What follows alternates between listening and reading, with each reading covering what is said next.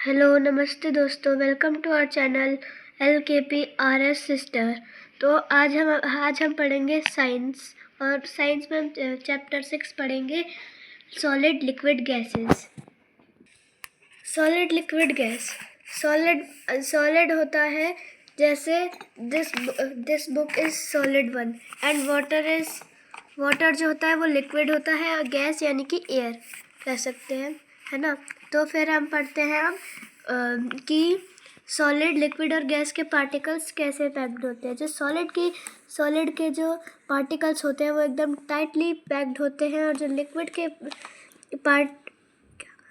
Liquid के जो वो होते हैं एकदम नॉट लूजली, वो थोड़े वो फैले हुए होते हैं। और जो गैस के पार्टिकल्स होते हैं वो बहुत ही ज़्यादा लूजली पैक्ड होते हैं।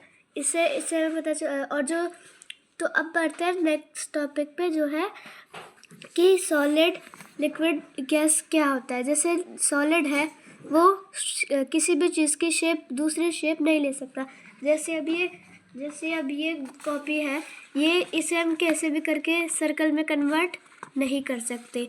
पर जो वाटर होता है, जैसे हमने वाटर को इस कैन में डाला तो वो इस कैन की शेप ले लेगा। फॉर एग्जांपल, तो फ्रेंड्स ये है हमारा एक ग्लास, और उसमें जैसे अभी जो वाटर का जो शेप है वो इसके तरह है, और अब इसमें डाल देंगे तो हम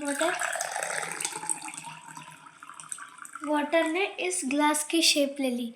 देख सकते हो आप, पहले किसी और चीज़ में था तो किसी और चीज़ की उसने वो शेप ले रखी थी, और हमने ग्लास में डाल दिया तो ग्लास की शेप ले ली है उसने। तो अब हम बात करते हैं गैस की। तो दोस्तों, गैस जैसे आप सिलेंडर वगैरह होते हैं, उसमें जो गैस होती है वो होती है CNG गैस, और ऐसे ही आप जो ऑक्सीजन होती है वो भी गैस है। और जो भी मतलब हम ब्रीथ करते हैं वो गैस होती है, और गैस कोई भी चीज़ की शेप नहीं ले सकती है। और we can't see the air gases, हम नहीं देख सकते। तो अब बढ़ते हैं दूसरे टॉपिक पर। State of matter: anything around us that occupies space and has weight or mass is known as matter. Matter is made up of very tiny particles and atoms. तो अब हम पढ़ते हैं कि सॉलिड की प्रॉपर्टीज़ क्या होती है। सॉलिड की properties: solid has fixed shape, size and volume. इसका मतलब है कि जो सॉलिड होता है उसकी एक फिक्स्ड शेप होती है। जैसे ये जो बॉल है, इसकी एक फिक्स्ड शेप है, हम इसे स्क्वायर में नहीं कर सकते, या हमें इसे कोई भी अनदर शेप में नहीं कर सकते। और जो लिक्विड और अगला पॉइंट क्या है? The molecules in solid are tiny, packed, and are not compressible. They attract each other with a strong force of attraction.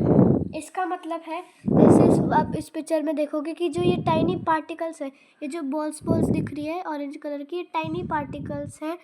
ये टाइटली पैक्ड होते हैं, और ये मतलब इतना इसने स्ट्रॉन्ग, यहाँ पे लिखा हुआ है स्ट्रॉन्ग फोर्स अट्रैक्शन है। तो अब पढ़ते हैं लिक्विड के बारे में और लिक्विड की properties.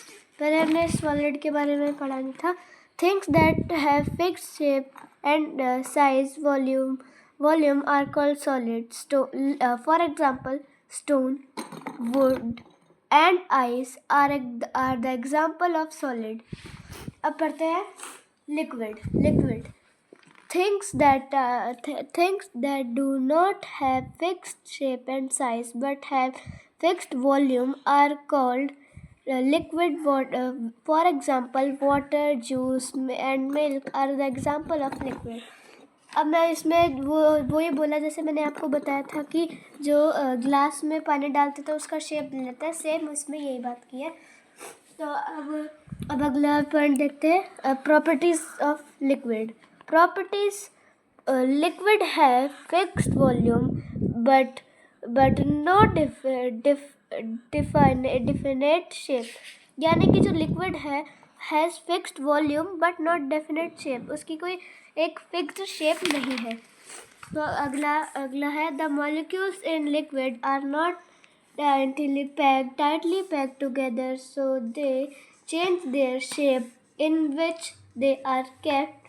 They flow easily and can be poured. इसका मतलब है कि वो टाइनी जैसे वो होता है, जैसे इस फोटो में ये टाइटली पैक नहीं होते हैं, इसकी तरह ये टाइटली पैक नहीं होते हैं। तो अगला देखते हैं gas.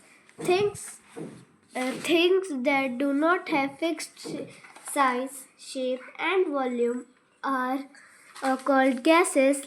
For example, oxygen, carbon dioxide, and hydrogen are the few examples of gases. Properties of gases.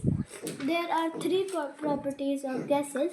The gases do not have fixed their size, shape, and volume. The molecules in gases are far apart with large intermolecular space space between the molecules between them, so they can move freely in all directions.